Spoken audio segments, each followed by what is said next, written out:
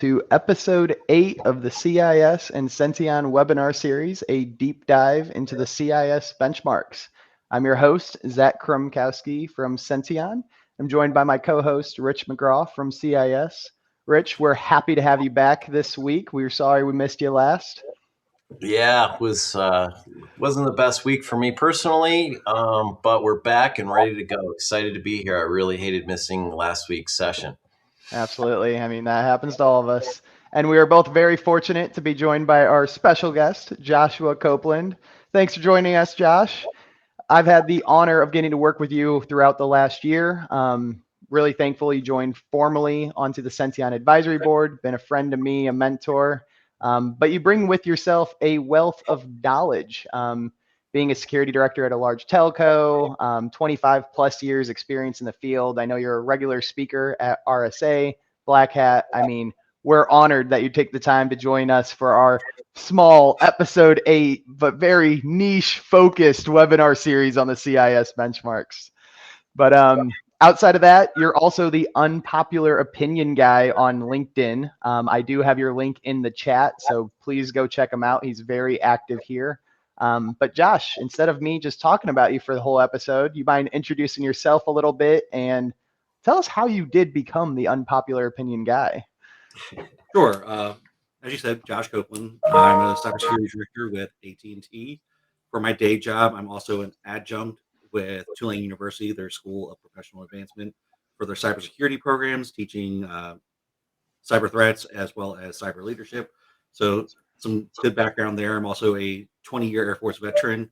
So I did all the things you can possibly imagine in the IT field from the FedGov space. When I retired from there, moved into the typical post-military career of Fed contracting, worked in the Fed space doing all kinds of cloud security platform management for all the cool three-letter agencies before jumping over with AT&T, running a SOC for a little while, now kind of doing a vCISO type role within the organization.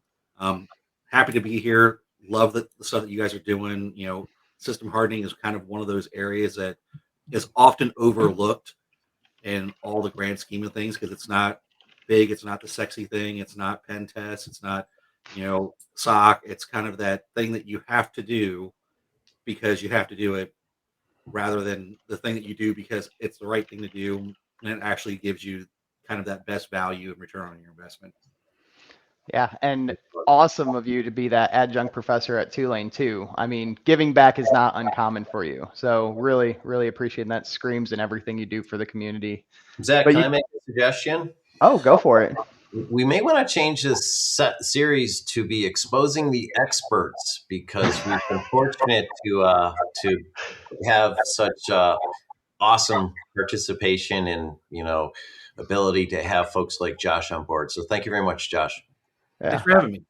And I mean, to go along with that, I think every expert we've had on the show at some point or another mentions that what we're doing is not fun. I mean, Josh led into that. It's not sexy. It's something that you really need to do, but it's ultimately not a pen test. You're not seeing all these vulnerabilities and how they're going to be exploited. It's not, no one wakes up and says, I'm going to go create this golden image and I'm going to feel proud about it. It's not sexy at the end of the day. But Josh, could you talk to us a little bit more about why you think it's an overlooked space, but why we should need to do it? Yeah, absolutely. So coming from that, Fed background, I used a lot of what is an akin to CIS benchmarks, the DISA because that was the environment I was in. And you would spend, 8 hours to go through and do a stig on a Windows machine, as opposed to, doing something that's cool and fun, or doing, the investigations or building out a new system. It's just a really monotonous process where it's go here, click this box, create this GPO, develop this setting, go evaluate your application settings, determine whether or not they're into standard. If they're not in the standard, why they're not in the standard. Do all of those kind of weird things that occur with hardening your systems that just really aren't that fun. Yeah.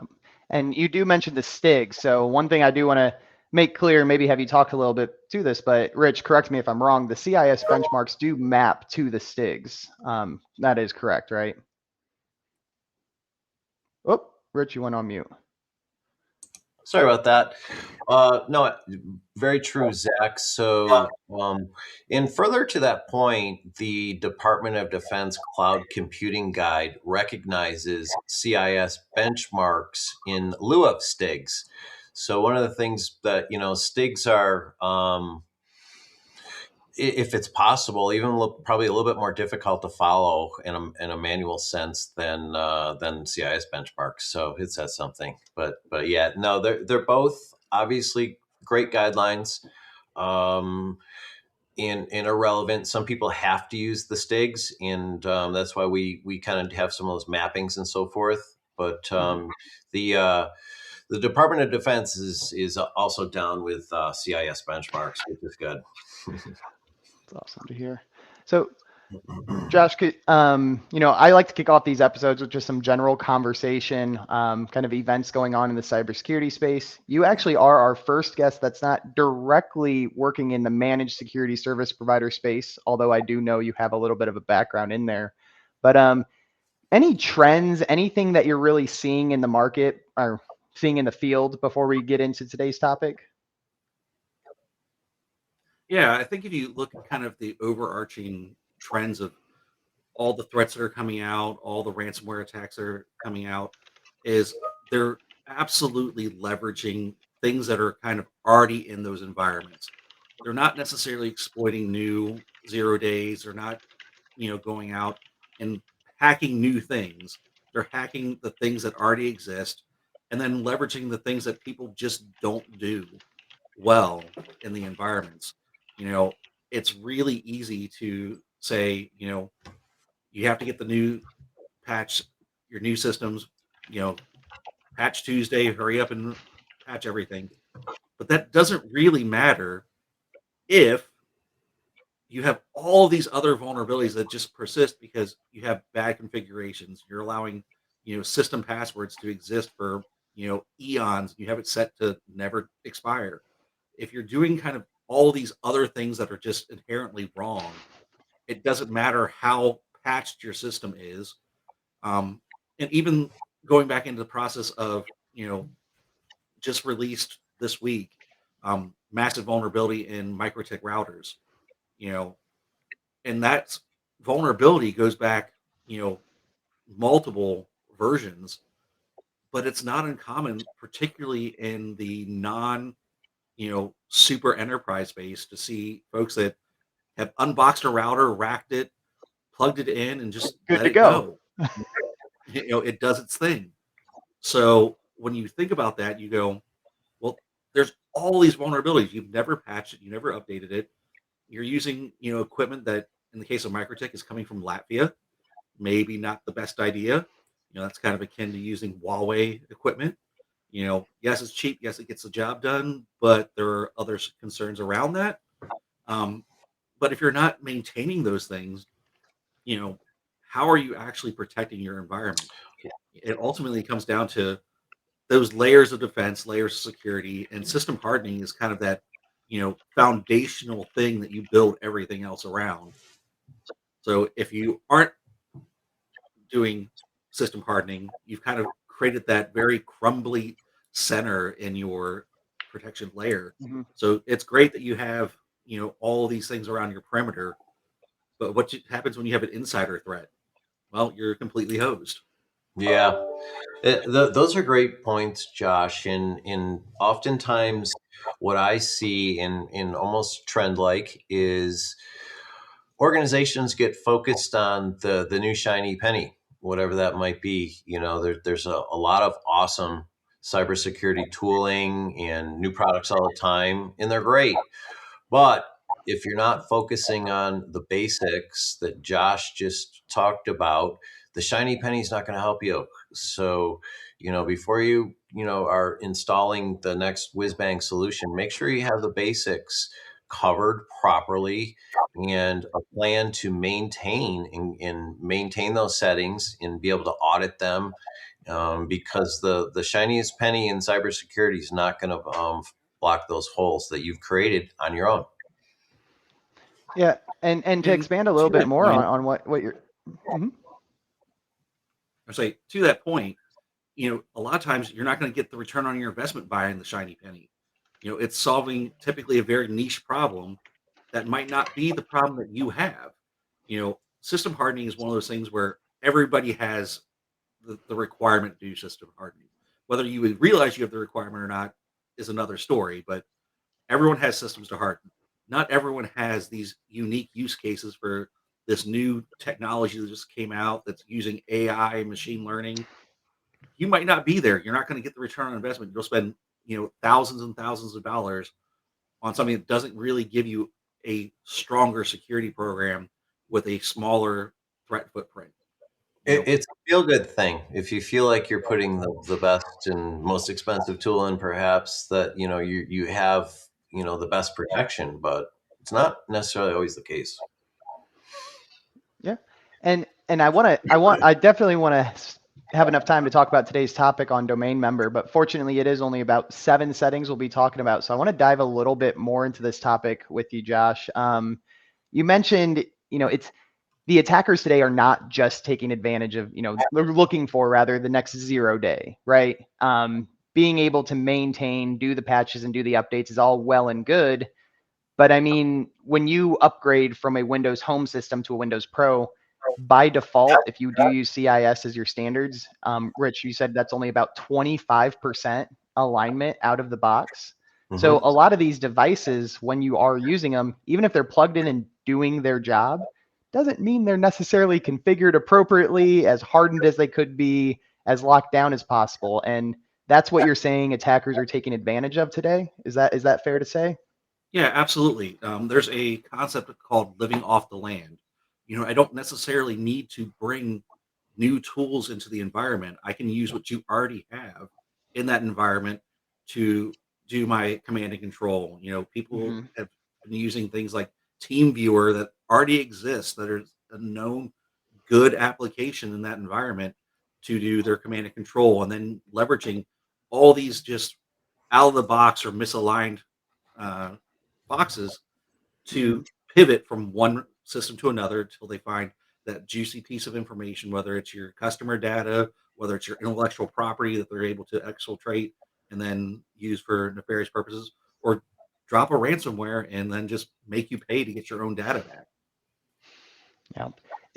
And you also mentioned very briefly layered defense. So defense in depth ultimately is what you're talking about. Something I feel like in this room we're very familiar with, but could you kind of give an overview for the audience that may be kind of newer to the space, what this really means? Because I think all of us here know, having just an EDR probably isn't enough to fully secure an environment. So could you introduce this topic a little bit more and how system hardening fits into defense in depth?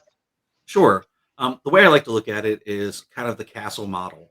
If I am an attacker, I only need to find one crack in your entire castle's defense. That's all I need. As a defender, I need to be able to find and predict where every crack in that wall is going to be. Now, that's just not a realistic thing. 0 days do exist. You're Yeah. going to have use cases where I have to have some insecure setting because I might be using a legacy software, or I have a unique use case for some OT that requires these capabilities that are non-standard. So to get over that is you create different layers. You provide kind of like a security onion, or you're building multiple walls within your fortress where you're going, okay, you might be able to get through my perimeter because I have to have this port and protocol open, but my you know uh, IDS is going to find you. I'm going to alert on that, and then I'm also have the appropriate protections around my core systems. So I have secure configurations of my database. I have the appropriate EDR, XDR on that system. I have firewalls that are running on those systems. I have it built in a separate VLAN that only allows particular traffic to go in and out based off of actual requirements for access to those devices. So I'm creating it, just making it harder and harder with each layer to get to where I need to go. Ultimately, hackers are generally pretty lazy. They're going to go for the low hanging fruit. It's if you go out war driving, am I going to try to get into the one that's running, WPA 3 with enterprise encryption, or I'm going to do the person who's running nothing or running WAP that I can break in like 2 minutes. And there's enough of that out there to keep them very busy. So Yep. No need for them to harness their skills and go for harder targets. So, no, that's a spot on introduction. So let's start diving into today's topic with domain member. So really just to kick off again, educational series. Josh, could you really introduce what a domain member is? What's the reason for having it, and kind of the business goal of having a domain member set up? Sure. So domain member particularly revolves around Active Directory. It's a way to manage both your computers and your users in kind of this overarching hierarchical database that allows you to have a lot of granular control.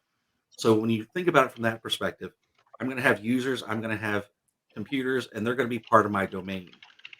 When I join a computer to the domain, I have the ability to kind of really control what that does, and I might have different settings for those things based off of what their use case is.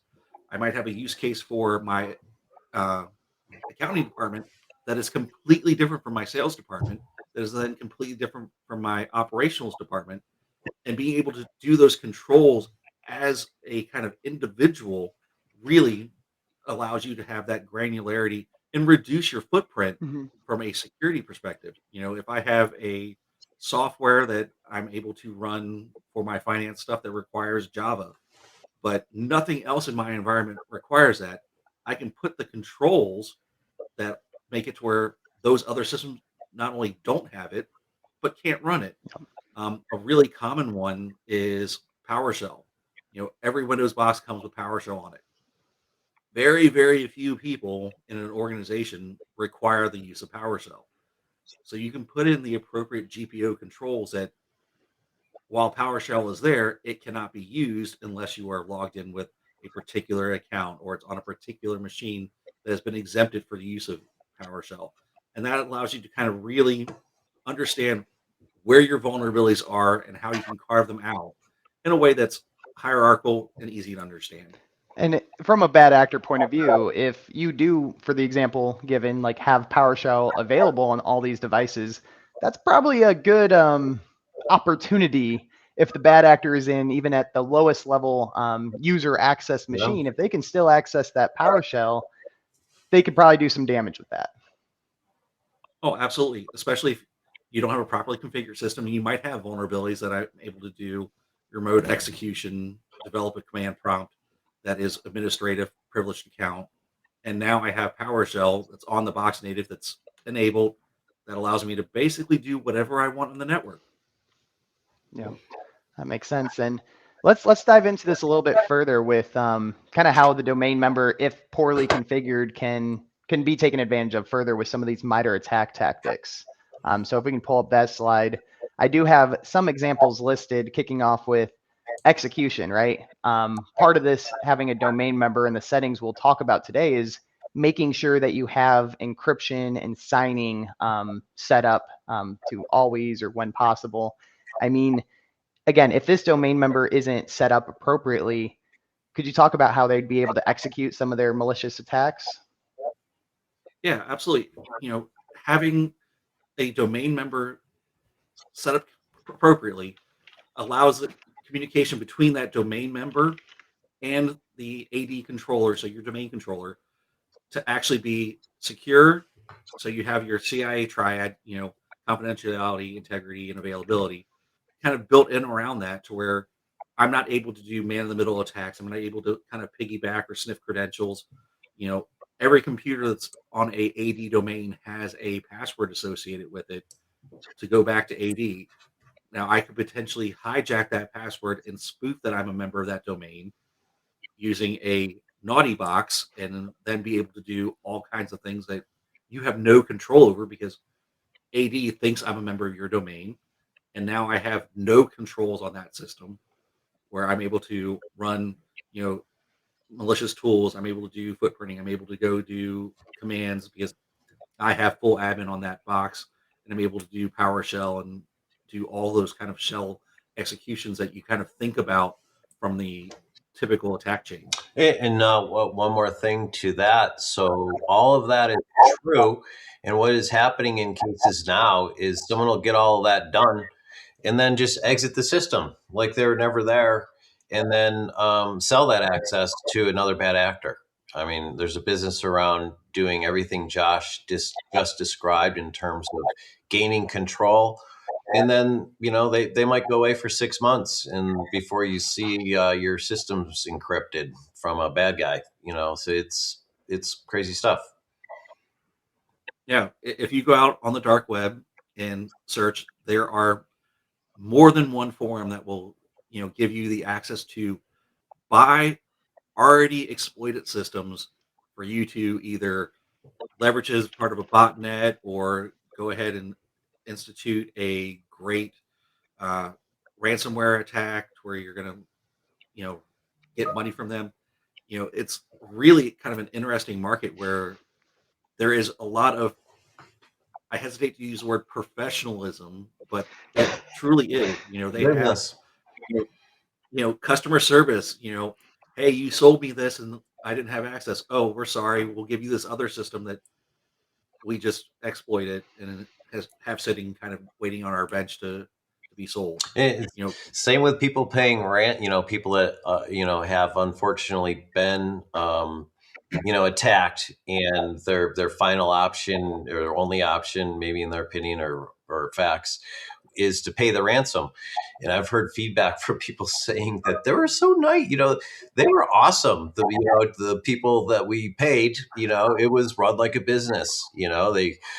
And it was a professional transaction, if you will. And they did get their encryption keys, but no one wants to go through that process. I'm just highlighting the point of the professionalism in the bad guy industry. yeah, I did a IR where they actually tried to negotiate the fee that was going to be paid. They had already decided they were going to pay, and it was literally we called the number and okay, let me talk to my manager. I'll call you back. And 5 minutes later, yes, I talked to my manager. He agreed to this new price. Send the Bitcoin to this address. Very Literally professional. customer service 101. Do you get a receipt? Yeah, there's limits. No, Actually, they did provide a receipt that they, in fact, paid that so they could give it to their insurance company. Unbelievable. that really is. And I've never heard of that. That's wild. yeah, and diving into this domain member, we keep on talking about if it's not configured appropriately, if it has the wrong access. If domain member is set up, you have it aligned to the settings you need. Can bad actors change the settings on the domain to evade detection or perform attacks that they want to do? Like, are they able to make configuration changes even if it is set up? That's a maybe Okay. question. Um, if you have the layers of defense, no. Okay. If you only join it to the domain, you have these settings. If I can get administrative rights on that box through some other means, yeah, there's a potential I could go in and change that, especially depending on whether or not you have how often you have your GPO sync to go. Do you have any tool that is doing drift change notifications? Senteon is a great tool that does that to where if I do change that, somebody gets notified. Mm-hmm. Under standard Windows operating, I can change a GPO on a local box and GPO the next time that it runs and does a sync will change it back, but no one's ever been told or notified that occurred, except for it's somewhere in a log that is probably not looked at or not being sent to your SOC Or deleted. or deleted. Yep. Yep. And I feel like we've had a little bit on this conversation before, me and you, but these timestamps or when this configuration changes, what could that mean to a forensics investigation or ability to detect a compromised system before action is actually done? Yeah, timestamps are kind of everything because they help you build the chain. So I know this occurred on this time. That now gives me a starting point to look for kind of bracketing events. Mm-hmm. Am I looking for something on my routing and switching that allowed them to get to that box? It gives me a point in time to start looking at my firewalls for traffic that's coming in that might be now malicious traffic. It gives me the ability to go look at my proxy server and my email servers for maybe it was a click attack or a no click attack where it executed a command because someone opened up an email in HTML format and it automatically ran. But it gives me kind of that point to narrow down and then start building a chain of events around that. So without having the appropriate logs and the appropriate timestamps, you're kind of just throwing darts in the dark. Yep. All right. Well, let's dive a little bit deeper into the right way to configure a domain member through the CIS benchmarks. We'll be covering, I think, only about 7 settings today, so we'll go a little bit deeper into these today. But Rich, do you mind just kind of sharing the high level again for the audience? What is the CIS benchmarks? Why do they exist, and why they're important? I'll go ahead and kind of share some of the CIS documentation that they provide as well in the background. Yeah, thank you, Zach. So hopefully most everyone knows that the Center for Internet Security is a global nonprofit organization, and we're well known for the intellectual property that we develop and publish around secure configurations through the CIS benchmarks, as well as the CIS controls, which is a policy guideline that is widely adopted throughout the world, as well as the MSP community. So the goal of the CIS benchmarks is to inform anyone who chooses to use them on how to properly configure all kinds of technologies. We're focusing on something specific here, but CIS benchmarks include lots of different technologies. And the way we break them down is we make our recommendations. They're not it's not a lab experiment. We test all of our recommendations. We stress test them through the MITRE ATT&CK framework.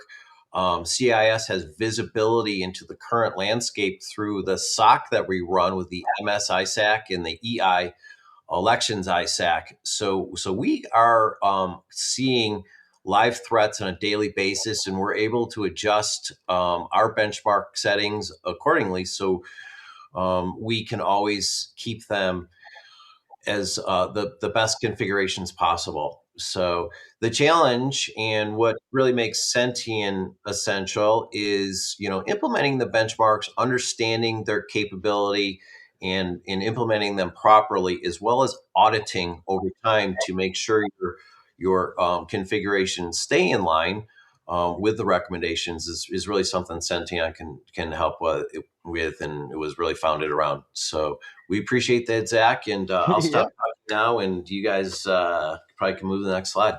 Absolutely. And yeah, I mean, thanks for the shout out on that. It means a lot to be recognized and partner with your organization to, one, hold this webinar series, but also base our entire solution off of the recommendations that you guys provide. We appreciate it. Thank you for what you do for the community and helping us create a business. So, all right, Josh, let's get back to some of these deeper dive settings. So now that we kind of understand a domain member, why it's important to configure it from an attacker point of view, let's dive into these CIS benchmarks. So this first one here that we're going to be talking about is to digitally encrypt or sign secure channel data always. I feel like this one's pretty intuitive, pretty powerful, definitely critical, but could you explain to us what it would mean if this wasn't set up, why it's important to have it set up? Yeah, sure. So you have a lot of transactions that are going between a member computer and your domain controller all the time. Authentications, validating configurations, all this data is passing back and forth. All this setting really does create a method to do that in a safe and secure manner that prevents people from listening in. If I'm doing an authentication from that member box into the AD and I'm using my administrative credentials, I don't want the channel that's going over to be unencrypted and not signed. Because if I do that, then someone could steal my admin credentials and now they have the keys to my network. Mm-hmm.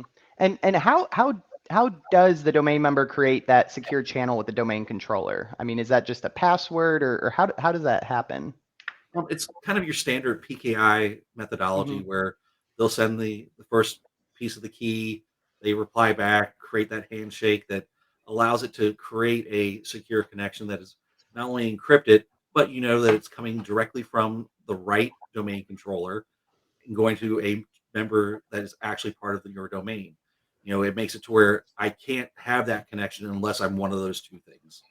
Hmm. And you mentioned mitigates the risk of like eavesdropping. I mean, obviously that's important. You don't want any personal information getting out there, but I mean, from an attacker point of view, how valuable is being able to eavesdrop on these?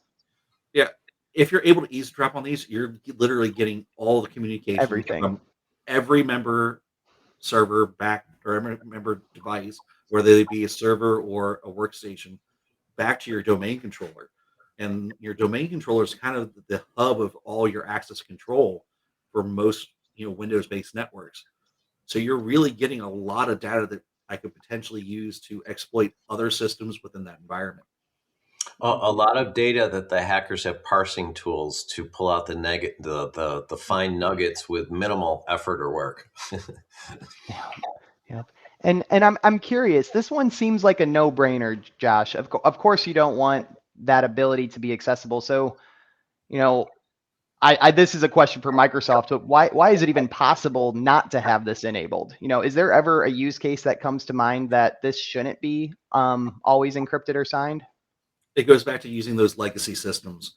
If you're using something that is super old, super proprietary, and doesn't support this level of technology, you might have the use case where you have to disable this because what you're using doesn't support it. Now, I would say rather than, you know, disable this, maybe I should be looking into upgrading my technology that is preventing me from being secure versus disabling technology that is inherently secure to make it compatible with something that's not. Josh, in that scenario, in we know those exist and they're going to continue to exist.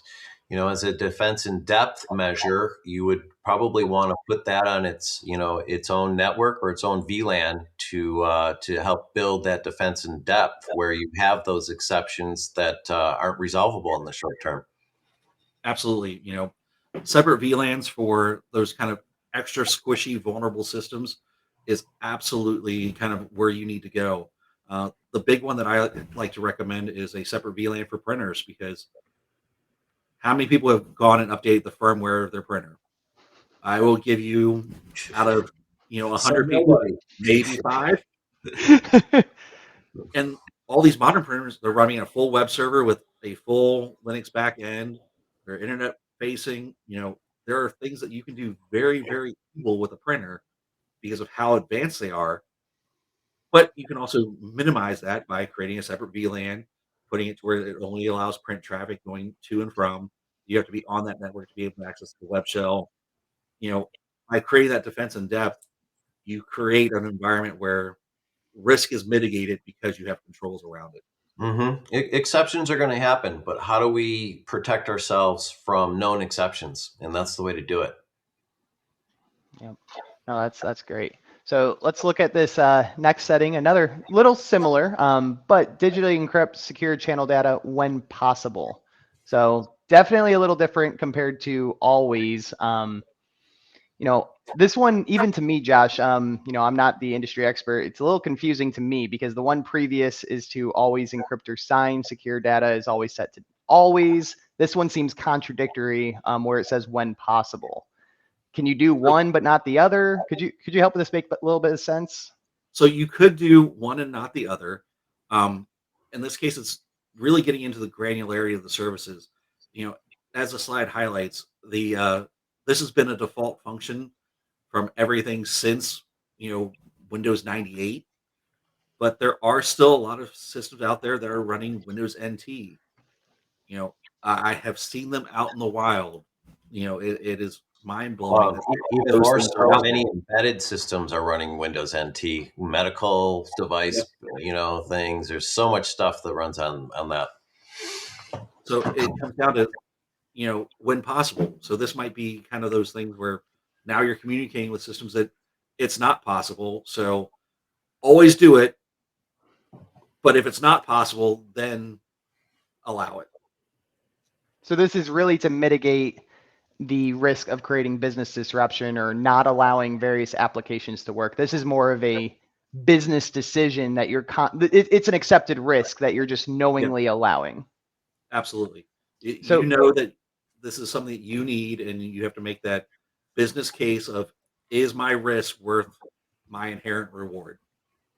and I know, especially we talked about healthcare just a second ago. This concept of encryption and everything around that is highly regulated in that space. I mean, I imagine that's part of the majority of the audits that go into HIPAA. You know, so could you talk about this more from an auditing perspective? Is when possible acceptable? Is this, if you are accepting the risk, do you just need to document it with a reason and that's good enough? Could you talk about this from a compliance point of view? Yeah, from a compliance point of view, is CIS benchmarks are benchmarks because they are kind of the standard in which you should be complying. You know, the folks there at CIS do amazing work, kind of sussing out what is good, what's bad, what's the right thing to do.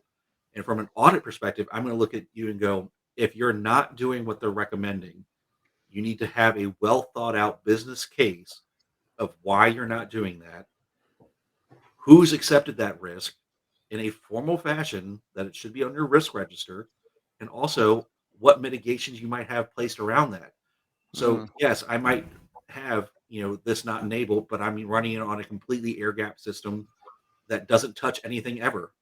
It's just a machine that sits in a room and you know drives a laser etching stuff. Okay, my risk for that is really, really, really small. It's air gap. You have to have physical access to it, and it's one of my production systems where it's generating income. Now, conversely, if I'm looking at that same thing, I'm putting on a production network where I'm still running a Windows NT system on it. That's kind of really one of those things where understand where your risk is. So if you're doing risk analysis, you need to have the good reason, and ideally, what you're planning to fix that is, whether it's going to be upgrading to a new device, or what kind of things that you have to do to get to where you need to be from a security standpoint. mhm. And Josh, you mentioned cyber insurance. This type of documentation, or recognition of risk, and having the proper logic behind risk acceptance is something that cyber insurance wants and asks for. So it's not a nice to have; it's really neat to have. Yeah, and cyber insurance is driving a lot more compliance related uh, audits, because they're now, when cyber insurance was first created about 10 or so years ago, they were underwriting policies and they had really no clue what they were doing.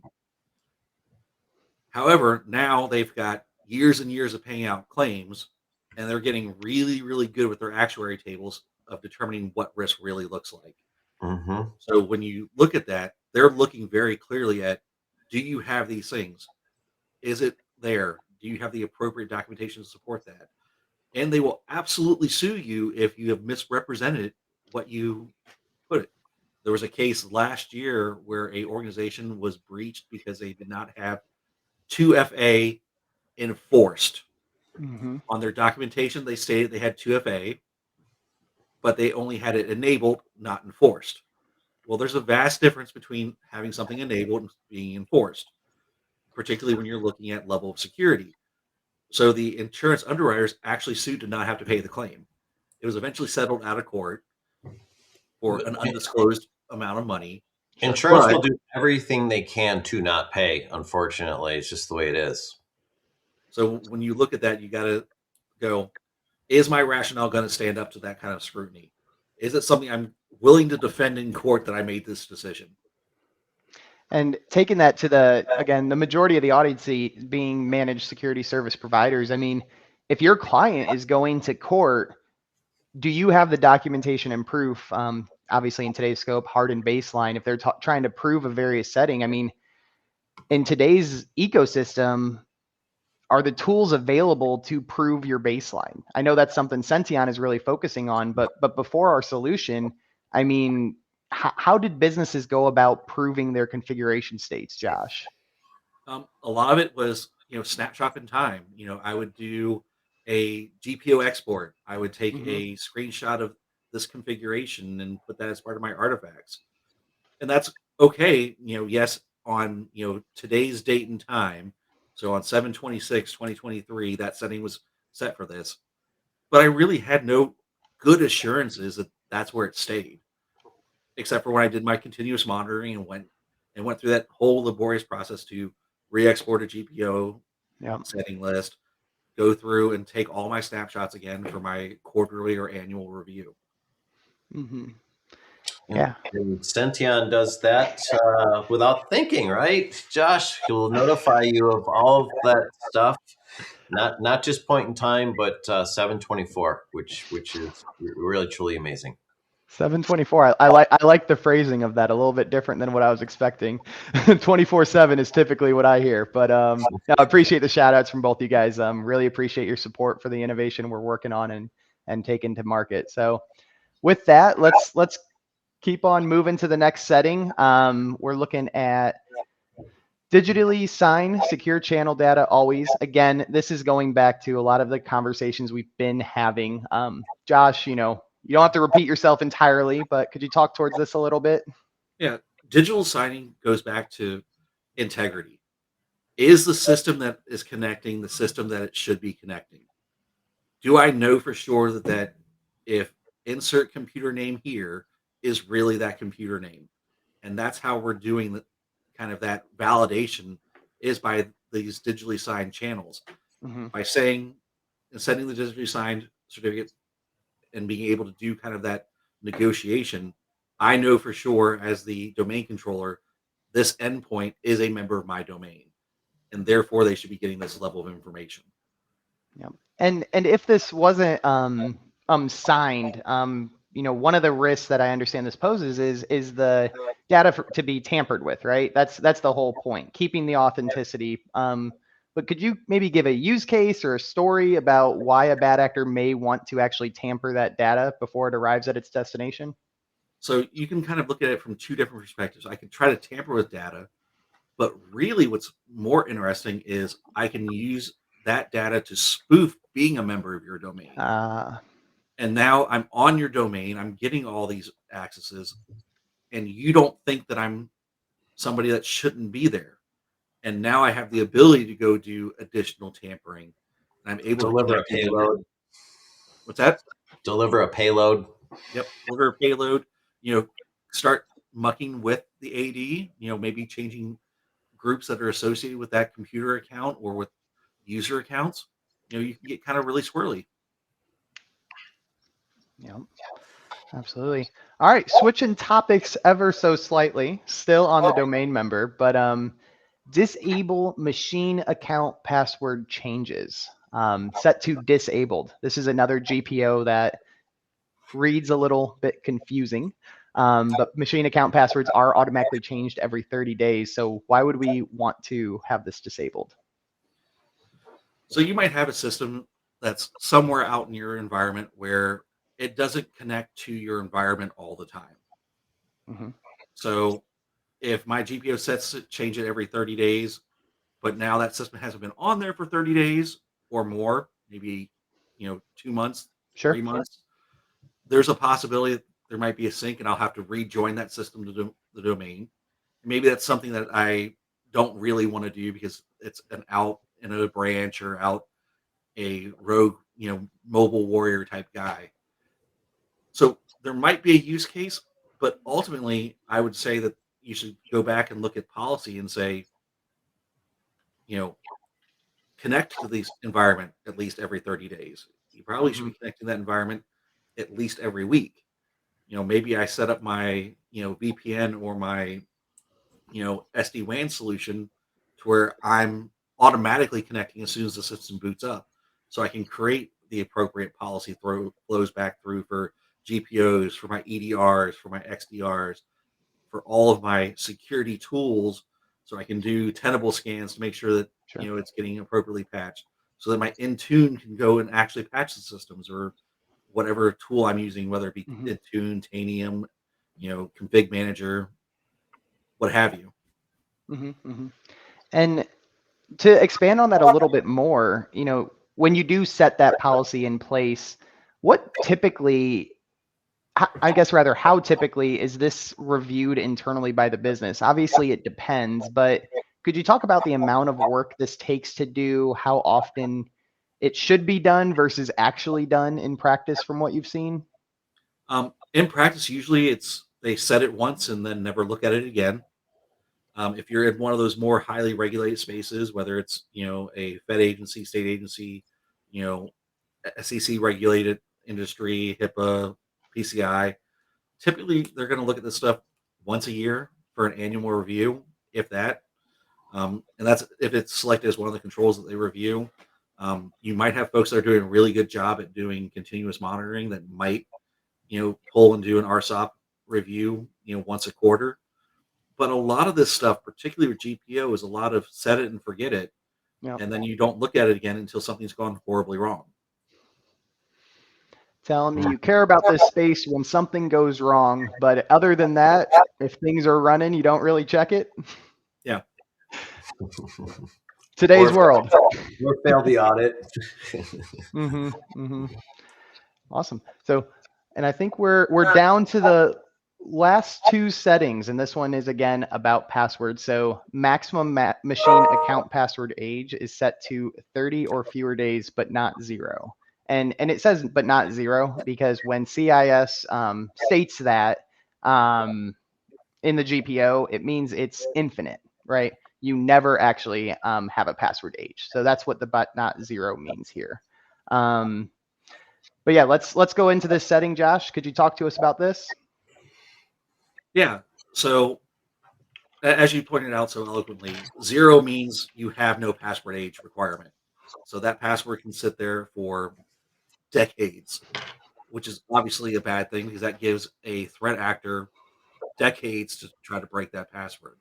Even with a automatically generated machine password, that still can be done in a relatively short period of time if it's a system that I have high enough interest in. Um, you know, 30 days is kind of the standard, change the passwords once a month. Mm-hmm. Um, you might have a use case where you have particularly sensitive systems where you want that to be more often than that. You might drop it down to 7, but 30 days is kind of that good happy middle ground where it doesn't affect your usability, but also gives you that good sense of security. Yeah, and talk to us a little bit about it. If it is set too low, you talk about how 30 days kind of doesn't impact usability. If I were to set this to 5, right? I mean, is that just taking additional time away from the IT team? Is that creating business disruption? Why would you not want to set it too low? Well, it goes back to, is that system always online? If it's always online, it probably won't affect it. But if it's a system that is mobile, it travels, you spin it up and spin it back down, that might be a problem because you'll spin it up after that time has expired. And now you're going to have to go through the process to get into that machine, rejoin it back to the domain so it gets back to being a functional system again. Makes sense. All right. Transitioning into our final CIS benchmark on the domain member configuration. So require strong Windows 2000 or later session key. So we have been talking about session keys throughout here, but talk to us about why it's important to have a strong session key. Well, this kind of goes back to that Yeah. overarching encryption thing that we've talked about. The stronger your encryption, the harder it is to break in, the more secure the stuff inside of that tunnel is going to be.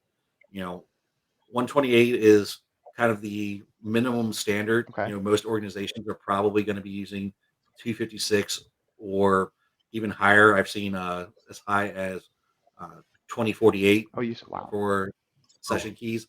And it really comes down to what's your use case, what's your security requirements, how sensitive is this type of system? Is it something that is holding the keys to your kingdom? Is it holding all your IP? Is it holding your customer data? Is it a PCI system that's processing credit cards that you're storing? What does that really mean to your business model? So the stronger your session keys, the less likely it is that someone's going to be able to get in and intercept your data and be able to decode it later. Mm-hmm. And you keep on talking about depending on your industry, which everything in the security field, I mean, there's no absolute, right? There is no perfect answer for honestly any question, if I've learned anything in this space. But with something with the CIS benchmarks, again, 450 different GPO policy recommendations for like a Windows workstation or server. You know, in your words, I guess, are the CIS benchmarks something that should be at least be taken in no matter the industry, or should only the highest regulated really be looking at this? Like, who do the CIS benchmarks really apply to? From my perspective, and the way I always preach it, is that your CIS benchmarks are the minimum starting point in which you should start. That's the beginning of your program, and is not the end. You should not be striving to get to the CIS benchmarks. That should be your starting point. Wow. Now, of course, you might have deviations from that, and that requires you to understand what your risk is, document it appropriately, have the right folks sign off on those risks. But that's really kind of your baseline starting point, because why are you going to reinvent the wheel? Somebody has already gone out and done 400 controls that tell you exactly how to configure your system. Don't start fresh. Start where somebody has already given you kind of the golden key and path to follow. Yeah, and I can add to that a little bit more Mhm. too, Zach, if you Mhm. want. Yeah. So the other thing that CIS does with the CIS benchmarks is we have different profiles. Mhm. And when we talk about CIS benchmarks on this show and in general, we're really referring to the level 1 profile. And so, if you are that individual responsible for securing the PCI cards, data that's in storage, or whatever else critical information that you can think of, that's a case where you want to start looking at the CIS level 2 benchmark for, even better, even stronger defense. The only challenge around that is, the further you harden the system, the less it can communicate and talk with others, and you're building more challenges potentially for operating that system. But plenty of people follow the level 2 benchmarks, which are another layer of defense in general. Yeah, and to expand on that too, in the if you can pull up my screen for sharing, I do have a post made in the comment section. If you look at how Senteon maps to the CIS controls, we did dedicate a page outlining what the profile definitions are. These come directly from the CIS benchmarks, just kind of in a organized format for today's presentation. But as Rich said, we really want to focus on the L1 configurations. As Joshua was saying, that's the starting point. And then as you do grow, you can go into more of that defense in depth, right? L2. There are That would be a BitLocker. defense in depth measure for sure. Absolutely. And they do go beyond that with next generation Windows security. I think, Rich, maybe you can correct me, but I think these used to be considered L3s. I think you guys have gone away with the L3 model and now name it next generation, but I could be wrong on that. But yeah, these are extremely valuable and extremely helpful guidelines in prioritizing which of the CIS benchmarks may be right for your business. And again, the CIS benchmarks, a lot of them do map back to the CIS controls. So Senteon's solution and the CIS benchmarks directly do map to about 10 of the 18 CIS controls, which are shown here. And that is across about 39 safeguards. So if you are implementing all 450 of these recommendations on workstations and servers, you really are meeting over half of the controls, or at least assisting to meet, being a part of that mission. So the CIS benchmarks are absolutely awesome and very powerful. Is my outcome with that? Well All right. said. Let's hop into the questions. Looks like there's nothing live right now. I did set up some for Josh. If we can go over to that question slide. So we talked about this a little bit today, enforcing domain member policies. You talked about kind of point in time snapshots, seeing what's going on. So let's actually talk more about BYOD, Josh. How can you utilize a domain member to effectively set and maintain policies if it is a BYOD environment? Oh, you're muted. So when you're looking at BYOD, you're looking at kind of like a shared ownership of a device. It's my device, but I'm putting my organization's data on it. So there has to be kind of a compromise in that environment. So I might not be domain joining those devices. So it might not have domain member policies associated with it because they're not on my domain. But I might be doing something using a MDM solution or Intune or any one of those things to kind of do some segmentation and control of how my data is being used on those devices, and making sure that when they're connecting to our systems that they're appropriately patched, they have the right uh, tools on them, that their antivirus or EDR, XDR has the latest DAT file or the latest version of that software. By doing those things, we're creating kind of levels of assurances.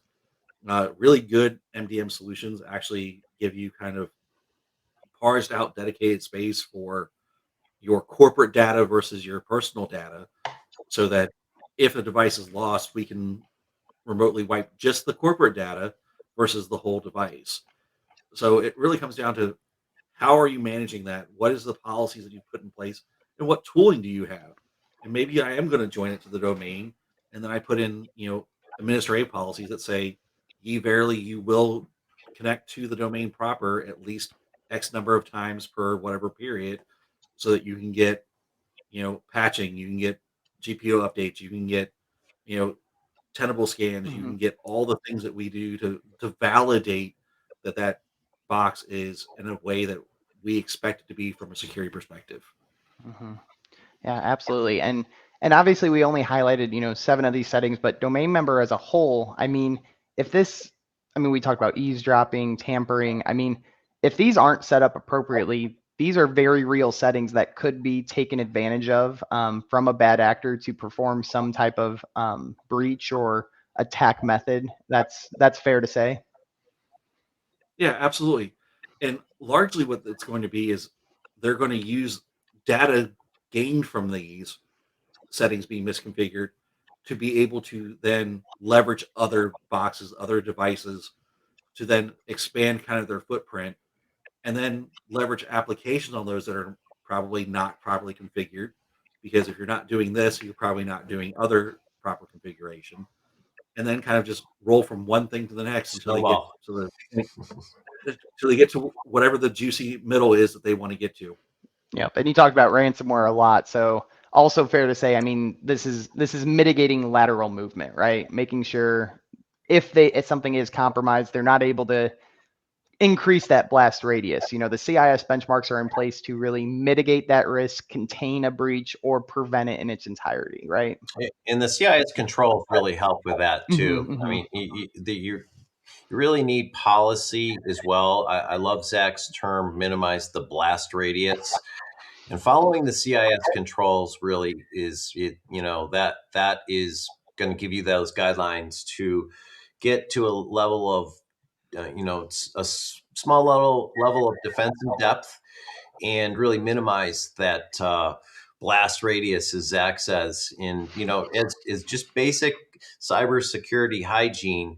We strongly recommend in industry supports that that organizations follow the CIS controls implementation group 1 as a start, to have just basic policy, because without that, all of these great settings, will not help you out as much as you would want them to. Absolutely. And Rich did toss out a couple more technical terms from CIS. So implementation groups, profiles, the benchmarks as a whole. We are working on kind of a parallel webinar series, so we'll dive a little bit more into this. We're actually meeting about this later this week, so we will be getting more into these topics. So we will be showing that in later episodes. But Josh, we're right at that hour mark. Any closing comments or additional thoughts you'd like to leave the audience with? Yeah, when you're doing CIS benchmarks, the goal is ultimately to reduce your attack surface. The less things you have exposed that an attacker can use gives you more acceptable levels of risk, and also, to your point, reduces your blast Yep. radius. Yep. Absolutely. Awesome. Well, thank you for the time, Josh. Rich, thanks for making it today. Glad you're feeling better. We are here every Wednesday at 1 p.m. I say that as I'm looking at next week's presentation. It is actually going to take place Wednesday at 2 p.m. due to some scheduling conflicts with Wes. But we're very excited to have him. Glad we were able to make the time work. Have Marty Godzi and Dan Lee coming up after that. And as a reminder, we do have a newsletter series, CIS Unlocked. We do provide deep dive slide analysis into each of the 450 CIS benchmarks. And you can see our slides for your own use later. But yeah, feel free to follow us on LinkedIn. I have Josh's URL in the chat. Me and Rich's are up on the screen in this next slide. And if you do want to take on Senteon to run gap assessments to see where your baseline sits against CIS, we do have that availability for you as an exclusive. So thank you, everyone. And I look forward to talking next week.